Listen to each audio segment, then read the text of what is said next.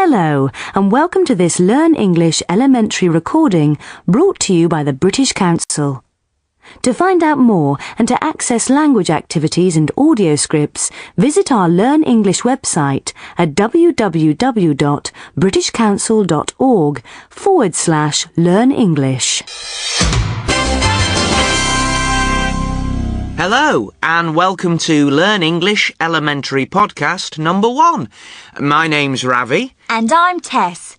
We're your presenters, and we've got lots of things for you to listen to today. But before we start, I think we should introduce ourselves. Ravi? Okay, I'm Ravi. Or I tell you what, I'll introduce you and you can introduce me. How about that? Well, okay then. This is Tess. She's from London. How old are you? None of your business, Ravi. And she loves dancing and riding her mountain bike, okay? Okay. And this is Ravi. He comes from Manchester. He's 23. Oh, aren't you? Oh, yes. He likes football and he's a great cook. Thanks. And there's one more person for you to meet. I'd like to introduce our producer, Gordon. Say hello to everyone, Gordon. Hello. Pleased to meet you. Hi, Gordon. And how are you today? Very well, thank you, Tess. Good. We'll speak to Gordon again later in the show, but now it's time to get on with our programme. We've got an excellent show for you today, and let's start with our first section called I'd Like to Meet. We ask people a simple question. Which famous person, dead or alive, would you like to meet? And of course, we ask them to explain why. Our guest today on I'd Like to Meet is Zara Heller from Bristol. Hello, Zara, and welcome to the show. Hello. Hi, Zara. And what do you do, Zara? I'm a student. I'm in my last year at school. I'm 16. Right. Now, let's ask the question. So, Zara, which famous person, dead or alive, would you like to meet? I'd like to meet Angelina Jolie. Angelina Jolie? Great, good choice. Tell us a bit about her. She's an American film actress. She was in Tomb Raider, and she's an ambassador for the United Nations too. And why did you choose her to talk about today? Well, because I really admire her. She's a famous film star with a lot of money and a famous celebrity film star husband. But she really cares about helping people, and she uses her money and her fame to help children and people who are very poor or have a difficult life. I saw a film about her on MTV, the music channel. It was a video diary of her visiting Africa and talking about how to stop poverty. And they were really simple things. And I thought it was really cool because MTV doesn't usually show programs like that. It's usually just music videos and things. But because she's famous and beautiful, then people want to see her so she can get a lot of attention for the things that she wants to change. Yeah. Do you like her films? Do you think she's a good actress? Yes, I do. I don't think she's a great actress, but she's a good actress. And she's so beautiful that you just want to look at her all the time. Yeah. I think she's one of the most beautiful women in the world. I love watching her. I love all her films. And what would you like to talk to her about, Zara? I'd like to talk about her trips to different places all around the world, and about Hollywood and her family, and about what people like me can do to help poor children. Well, thank you very much, Zara. That was really interesting. Personally, I'd like to talk to her about her husband, Brad Pitt. I think he's gorgeous. Okay, Tess, calm down. For all of you listening, we'd like to hear from you. Which famous person, dead or alive, would you like to meet, and why? Email us at learnenglishpodcast@britishcouncil.org. That's learnenglishpodcast, all one word, at britishcouncil, all one word, .org. That's O-R-G. Let us know which famous person you would like to meet and why. OK, now it's quiz time. Every week we'll have a little quiz to get you thinking. This week it's the 10-second quiz. It's very easy. We give you a topic and you give as many answers as you can in 10 seconds. Our two players today are Daniel. Daniel's 16 and comes from London. Hello, Daniel. Hi. And Alice. Alice is also 16 and she comes from Liverpool. Hi, Alice. Hello. Do you both know what to do? Mm-hmm. OK. We give you a topic and you have to write down all the words you can think of. For example, we say bathroom and you write a list. Bath, soap, shampoo and so on. As quick as you can. Got the idea? Yeah. Good. OK, let's play. You've got 10 seconds to write down things you can find in a kitchen. OK? So, for example, you could say microwave oven. OK? Things you can find in a kitchen. Go!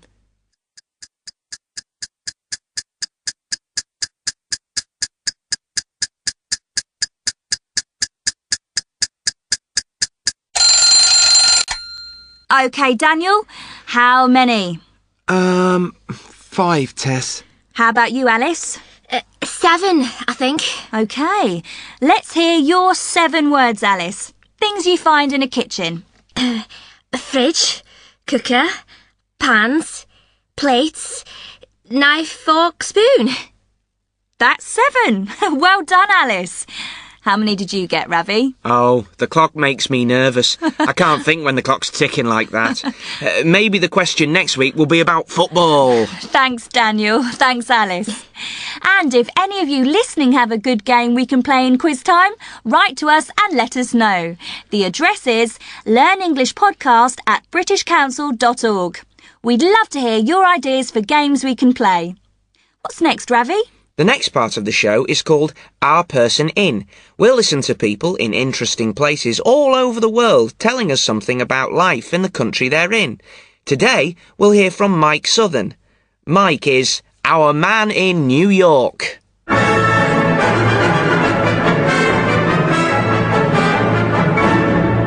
New York. What do you think of? Skyscrapers, taxis, noise, people. John Lennon said that New York is the capital city of the world, and it certainly feels that way. But in the centre of this exciting, noisy, polluted city, there is a place to find peace and quiet. A short walk from busy Fifth Avenue in Manhattan, you'll find Central Park. Central Park is the green heart of New York City, and over 25 million people come here each year to escape the city. People run, swim, climb, or simply sit and read a book in the huge park's different scenery. And it's not just for people. Lots of rare birds have made their home in the park, and there are legends of big cats hiding in the dark trees. Although it looks completely natural, the park is man-made, created over 150 years ago. Frederick Law Olmsted and Calvert Vaux designed the park at a time when the city was a very crowded, dirty and unhealthy place to live. They wanted to make a place where rich and poor people could find fresh air in the dirty city. It does the same job today. As a friend of mine always tells me, life in New York would be impossible without Central Park. Wow, really interesting. We'll hear from another one of our people next time. Or if you'd like to write in and tell us something interesting about your city or town, we'd love to hear from you. You can send it to us at learnenglishpodcast@britishcouncil.org. Now we're going out into the street to listen to Your Turn. In this part of the show, we go out into the street to find out what people think about our question of the day. And today, we're going to ask a question about celebrities, like film stars, actors, singers, who promote charities and ask people to give them money or aid. At the beginning of the show, we listened to Zara from Bristol talking about Angelina Jolie. Zara talked about Angelina Jolie's work for charity, and nowadays, lots of famous people, celebrities, do the same. But is it a good idea? So today's question is it a good idea for celebrities to do work for charity? Is it a good idea for celebrities to do work for charity? Interesting question. Let's listen to the answers.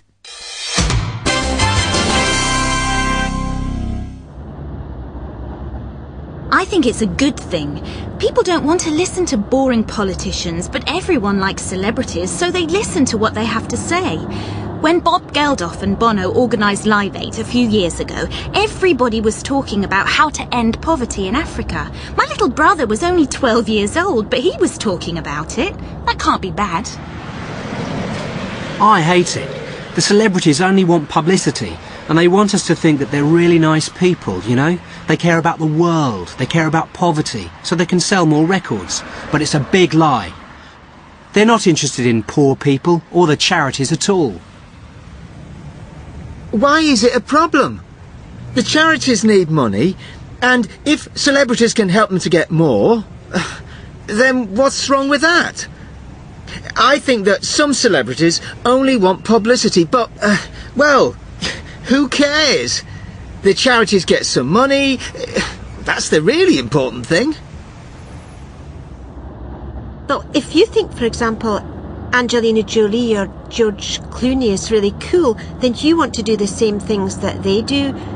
So you might give to charity too because you want to copy your favourite star. I think it's a good thing. Helping people is cool nowadays. I think the celebrities do it because they copy other celebrities. Everyone's doing it nowadays. It's the fashion to do work for charity. I hate it.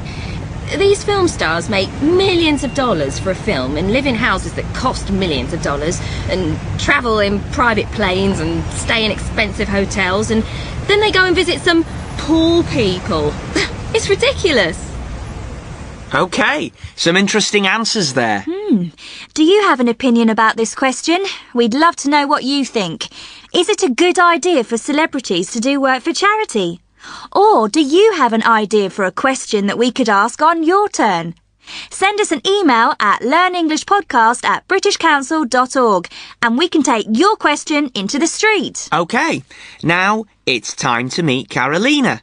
Carolina is from Venezuela and she's visiting Britain for the first time. It's a big adventure for her. She's going to live, study, and she hopes have a good time here in the UK. And we're going with her. Carolina's going to study in Newcastle in the northeast of England. She speaks very good English, but this is her first visit to Britain, so some things are very strange for her.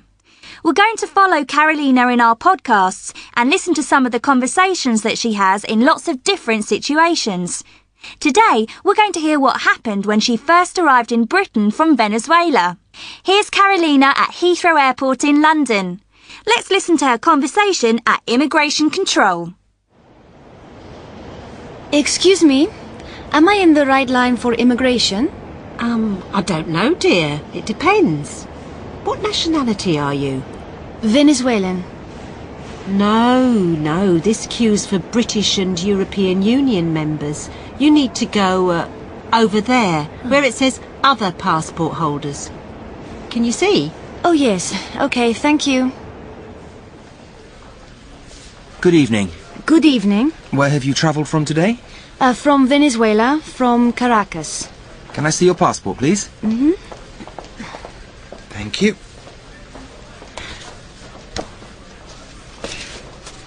Is this your first visit to the UK? Yes, it is. And what are you going to do here?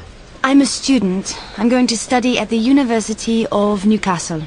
Is it a full-time course or a part-time course? A full-time. It's a full-time course. Mm-hmm. I've got my letter from the university here.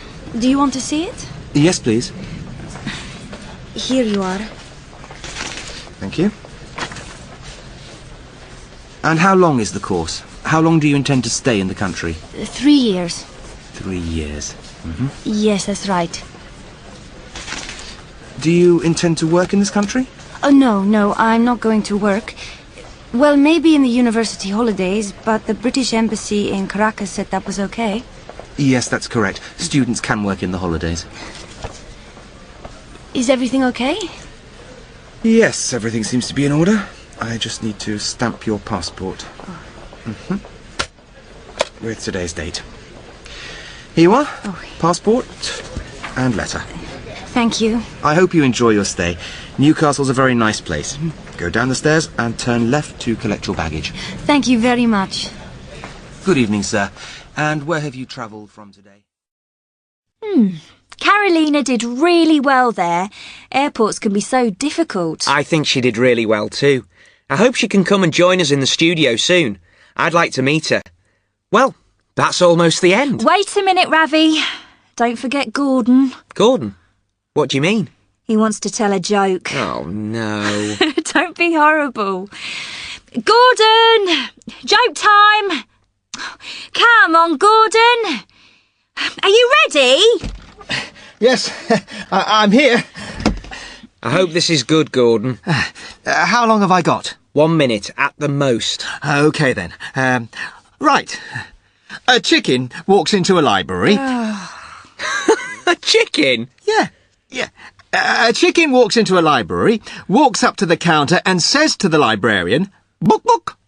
The librarian gives the chicken 2 books. She puts the books on the chicken's head and the chicken walks out of the library. 1 hour later, the chicken walks back into the library. It walks up to the counter and says to the librarian, "Book, book." The librarian gives the chicken 2 books and the chicken walks out of the library. An hour later, this happens again. Book, book. And the chicken walks out of the library with 2 books on its head. But this time, the librarian thinks, this is strange. So she decides to follow the chicken. She goes out of the library and follows the chicken. The chicken crosses the road, walks along the street, turns the corner until it comes to the lake. Sitting by the lake is a big fat frog. The chicken gives the books to the frog, and the frog looks at them and says, "Read it. Read it." Oh, Gordon! That's terrible! And that's the end of this part of the show. We have to go now, but don't go away. After this little break, you're going to hear Tom, our English teacher. After every show, Tom talks about the language you heard and gives you ideas to help you learn. So don't go away, but we'll say goodbye now. See you next time. Bye. Don't forget to send us your emails. Here's that address one more time. It's learnenglishpodcast@britishcouncil.org. You are listening to a Learn English elementary recording from the British Council. Hi, I'm Tom. At the end of every podcast, you'll hear from me. I'm going to talk about some of the language you heard in the programmes and talk about ways to help you learn English. Remember Carolina in the airport? Listen to part of her conversation again. Is this your first visit to the UK? Yes, it is. And what are you going to do here? I'm a student. I'm going to study at the University of Newcastle. Carolina and the immigration officer are talking about the future, Carolina's time in Britain. To talk about the future, they both use going to. The immigration officer says, "And what are you going to do here?" And Carolina says, "I'm going to study at the University of Newcastle." They both used going to talk about the future, because they are talking about plans. When the immigration officer says, "What are you going to do here?" he's asking Carolina what her plan is. And she says, "I'm going to study," because that's her plan. She decided it before she left Venezuela. So, we use going to talk about future plans. But listen to another part of Carolina's conversation. Thank you. And how long is the course? How long do you intend to stay in the country? 3 years. 3 years. Yes, that's right. Do you intend to work in this country? Oh, no, I'm not going to work. Well, maybe in the university holidays, but the British Embassy in Caracas said that was okay. The immigration officer said, "How long do you intend to stay in the country?" And, "Do you intend to work in this country?" Again, he was asking about Carolina's future plans. But he said, "Do you intend?" Intend is a formal way to talk or ask about plans. You might hear this verb, intend, at an airport immigration desk or on an immigration form. It's another way to ask about your plans. One more thing.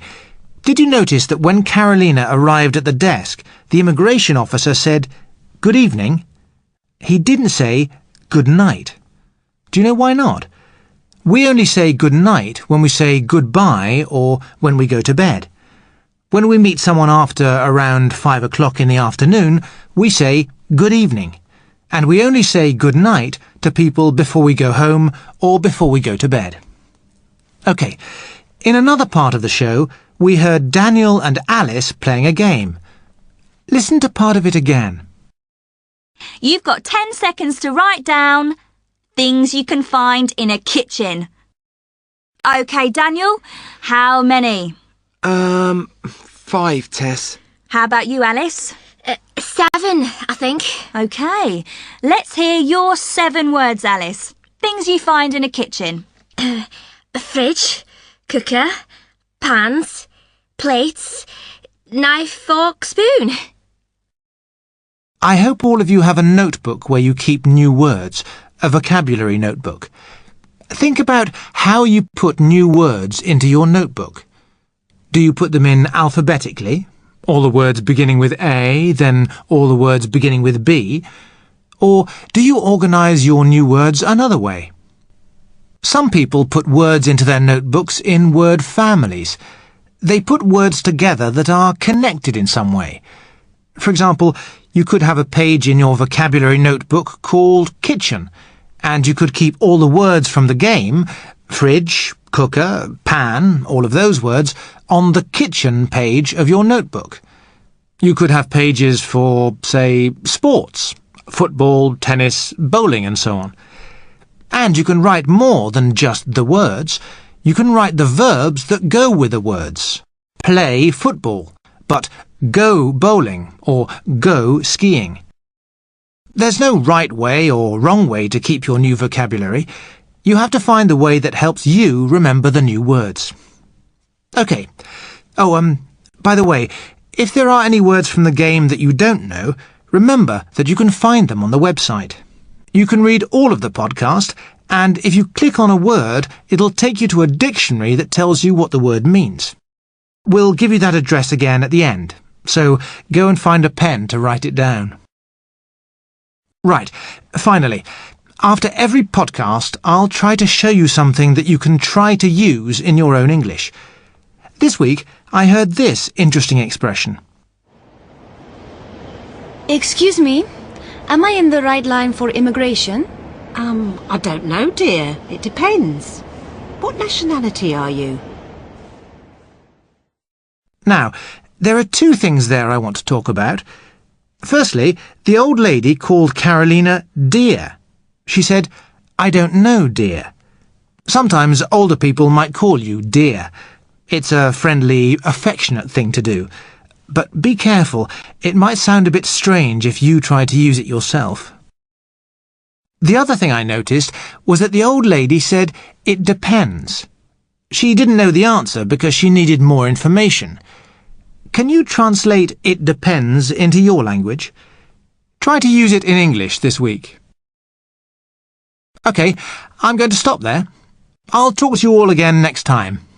Remember, you can send your questions to me at learnenglishpodcast@britishcouncil.org. I'll be happy to answer your questions. In a moment, you'll hear the address for the website where you can read everything you've heard in this podcast. Right, that's all for this time.